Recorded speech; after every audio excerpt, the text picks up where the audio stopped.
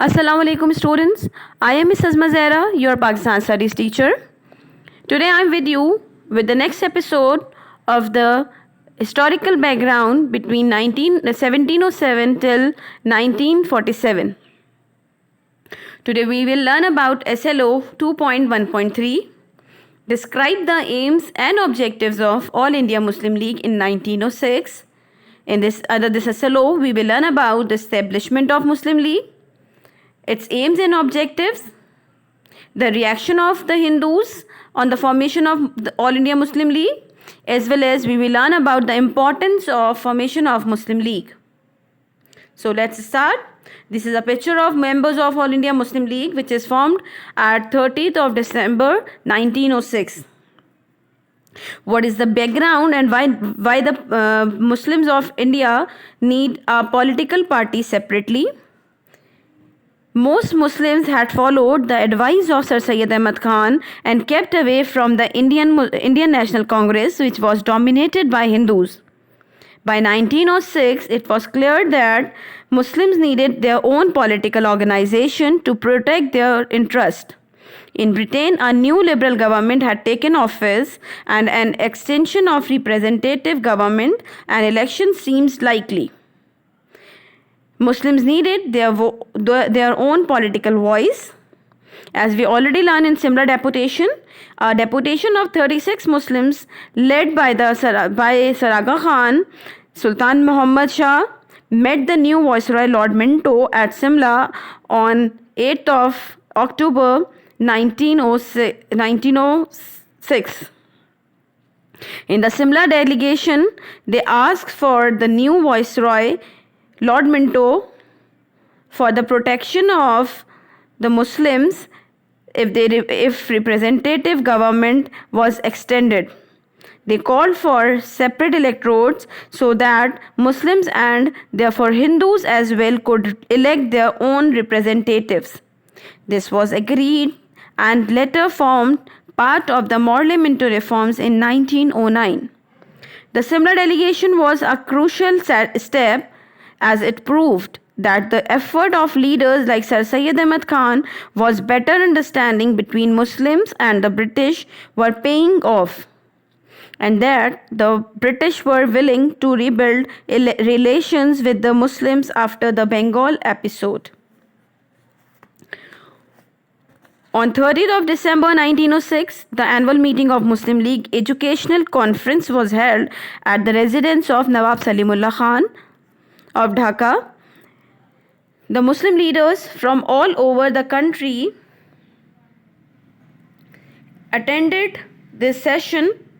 Nawab Salimullah Khan called a meeting of the Muslim leaders after the educational conference to discuss the possibilities of a Muslim political organization in India. Nawab Waqarul Mulk presided over the meeting, in which the participants stressed upon the need of a political organization for the Muslims of India which could protect and safeguard the interest of Muslims in the subcontinent. Nawab Salimullah Khan presented a resolution for the formation of a political party for Muslims and suggested the name All India Muslim Confederacy for the organization.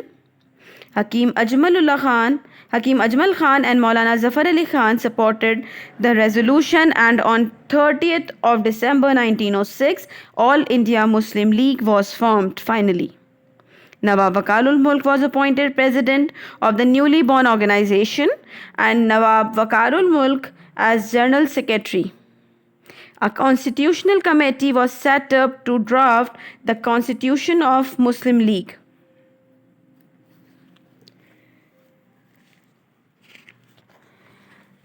On October 8, 1906, this was a picture of the first president of All India Muslim League. He was Sir Aga Khan II.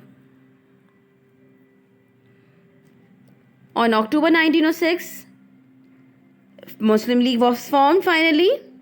Then they requested that the position of Muslims in India should be estimated not merely on their numerical strength but in respect to the political importance of their community and the service it has rendered to the empire. Their demands were set out in what has become known as the Simla Deputation. In it, they asked that in all local and provincial elections, Muslims should have their own representatives who would be elected by the Muslim voters. Then, in the council, the Muslims should have a higher percentage of seats than their percentage of the population. They also asked for Hindus had gained their control on the Congress, but Congress worked on the interest of Muslims. Muslim faced outrage from Congress on the partition of Bengal. Now, the objectives of All India Muslim Leagues are to protect and advance the political rights and interests of the Muslims in India, to represent Muslim needs and aspiration to Government of India, to promote feeling of loyalty to the British government, to cooperate with the other nations of India. These are the objective on which All India Muslim Leagues formed. Now this was the time when Muslim League did not demand the self rule or the self rule or a separate land as a homeland. The main purpose of the formation of Muslim League was to safeguard interests and rights of Muslims and their political training, to equip them with the basic political knowledge so that Muslims should be able to face the Congress propaganda and counter it effectively. The main purposes of Muslim League were as follow. Number 1, to safeguard or to protect the interests of Muslims of the subcontinent and to convey their demands to the government. Number 2, to create feelings of goodwill and respect for the government amongst Muslims and to remove all sorts of misunderstanding about any action of the government. Number 3, to bring all nations of India closer and together without doing harm to the above purposes of Muslim League. Now, the reaction of the British government. The reaction of the British government was the League was encouraged by the British because the League led by the landowners who were moderate in views. British viewed that League could help to counter the Hindu protest in Bengal.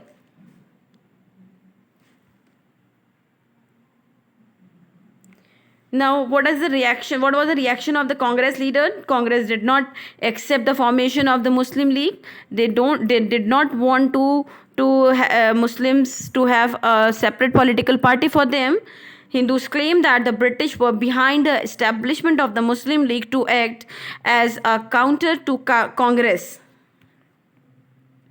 They suppose that British are applying divide and rule policy.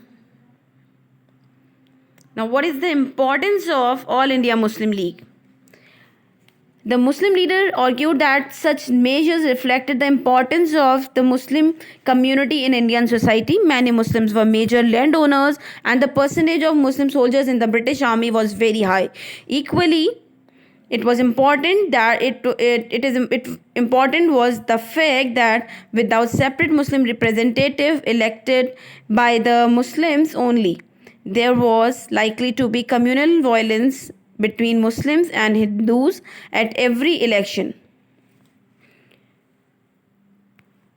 It is strong advocate for the establishment of the separate Muslim majority state of Pakistan. The Muslim League met with the immediate success and its demand for the separate electorate was accepted by the government and incorporated in the Morley Minto reforms of 1909. The demand for the appointment of Muslims to the post of court judge was also accepted and many Muslims rose to the judgeship of higher court.